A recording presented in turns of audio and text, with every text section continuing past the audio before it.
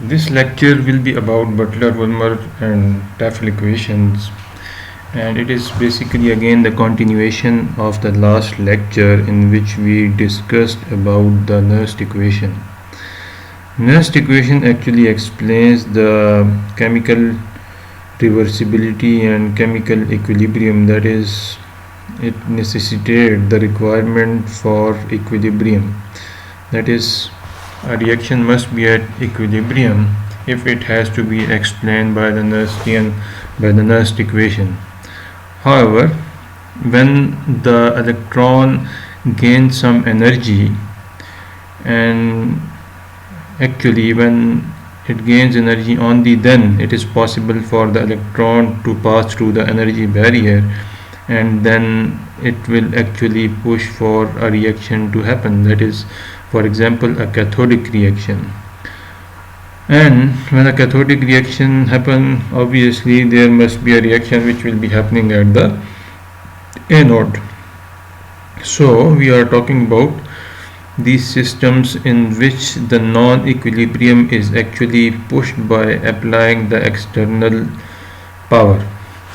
So when that kind of system exists, we need to explain those systems in some other way, for which these Butler-Volmer and Tafel equations are used. So let us consider our previous system in which we derived an equation for the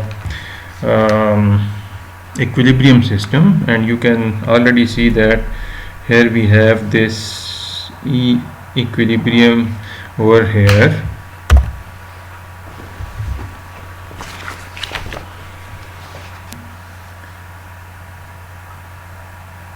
This over here, which actually refers to the formal potential of the oxidized and reduced species couple, and we should also remember those terms which is present over here, that is the surface concentration of the oxidized species and the surface concentration of the reduced species. Okay, so now this equation actually have is coming, this is actually the Nernst equation, and now we need to convert this equation to a Butler-Volmer equation, which will actually give us a relation for the exchange current density, that is, when we want to measure the exchange current density for a process. So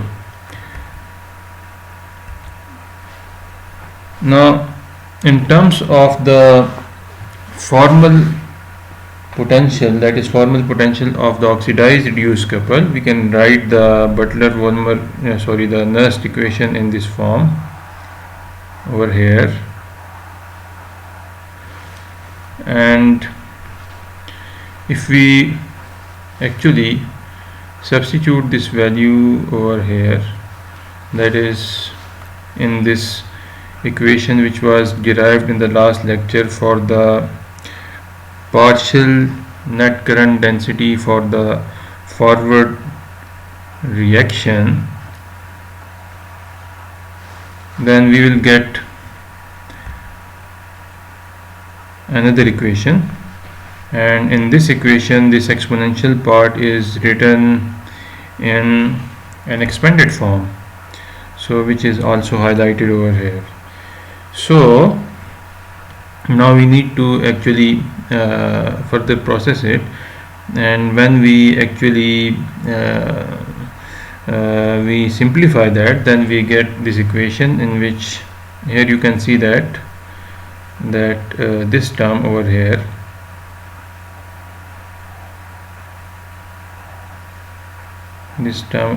is taken as constant, and these terms over here cancel out, and we are left with this equation over here. So now we have this important term over here. We will see that what this term is called. So now, similar to this current for the partial net current for the forward reaction, we can also derive a similar equation for the partial net current for the backward reaction. Now taking the last equation, this part over here, as I explained earlier, is called the overpotential. Overpotential is a very important term. So what does this mean? Actually, overpotential is something which is needed for electron to cross the barrier. That is, the electron or the current will start flowing through the chemical system only if the overpotential is present. So no overpotential, no flow of electron, and the chemical system remains as such. Now the same equation is now converted into this form, that is, by using the value of overpotential we can write it like this, and then we can write it back in the exponential component over here. So for the net current, partial net current in the backward direction,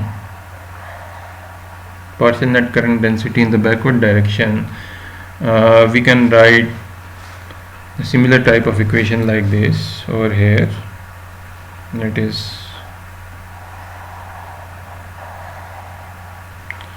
this one. Now the first situation, that is when E is equal to E equilibrium. So what happens? No overpotential.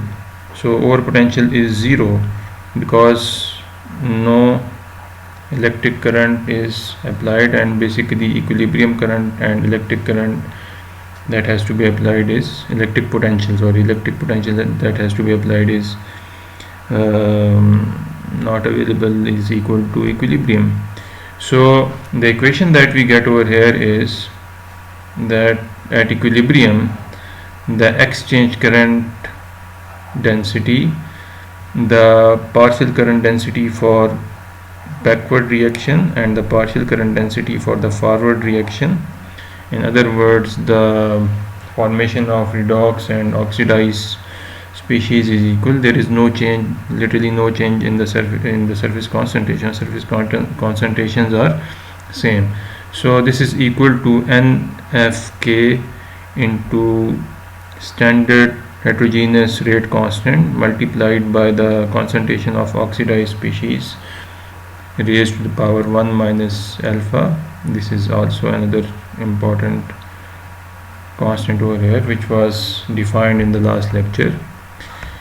So what we get is this equation, and now that is for the situation when E is equal to E equilibrium. Let's say that E is not equal to E equilibrium. So now we have net current in amperes, that is the difference of this multiplied by the area, you get the net current in amperes. This is again was derived in the last lecture. So the net current, if you put these values over here, that is for the